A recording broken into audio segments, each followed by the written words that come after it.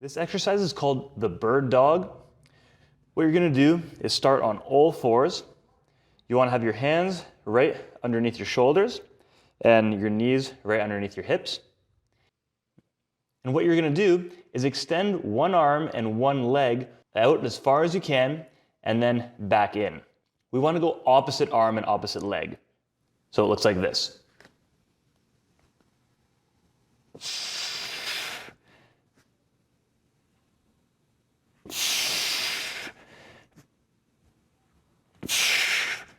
And switching sides.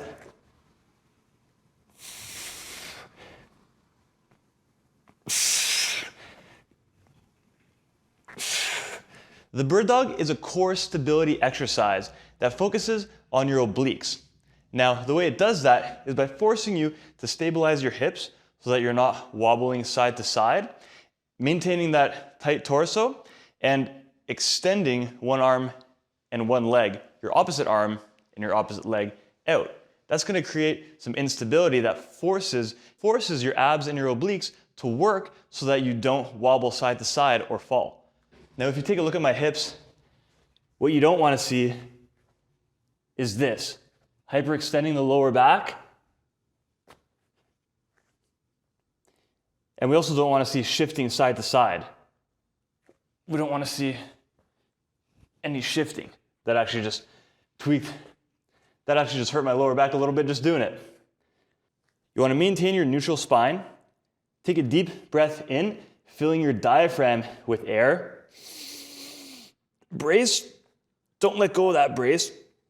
And you can exhale either during the exercise or exhale while you're holding at the top for a second. So for example, brace.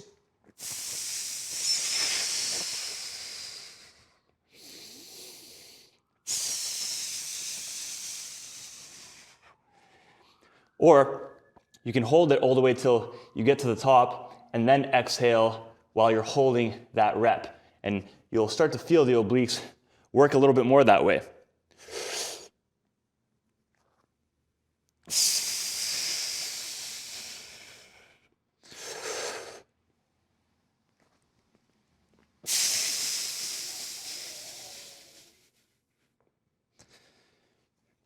There are so many bird dog variations, so let's start with one of the most basic versions.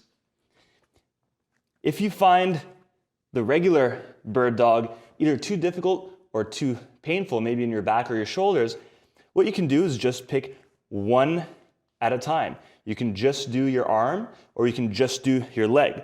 So for example, if your shoulder is kind of bugging you, or if you have a shoulder injury, you might want to just do the leg part.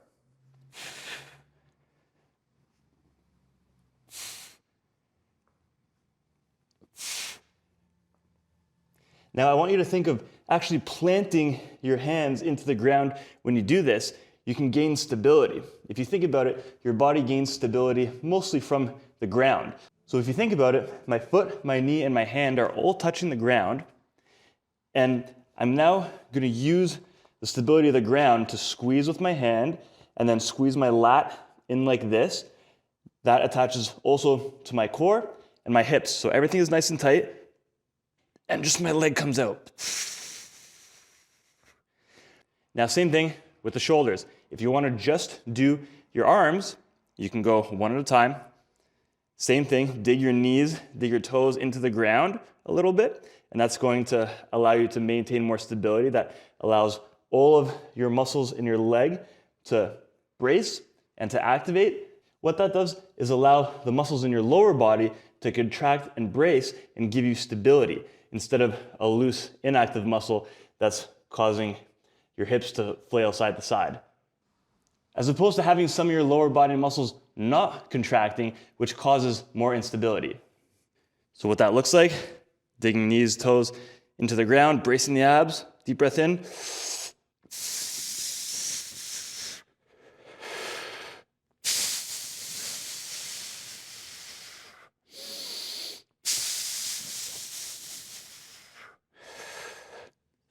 So that's as basic as it gets. Now for a more difficult progression, you could extend all the way, and then come back in all the way so that your elbow touches your knee.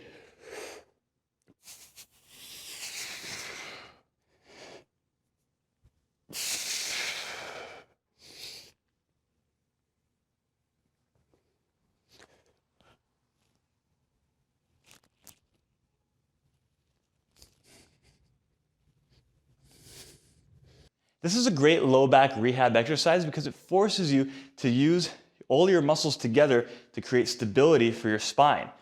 It also forces your core to work in order to stabilize because your core is the bridge from your upper body to lower body. So when both extremities are out, your abs are challenged. Just remember, we don't want to see the hips flailing side to side when you do this. That can cause low back irritation if you currently suffer from any sort of low back pain, or it just prevents your core from working and it uses your lower back instead. The whole point of this exercise is to use your core.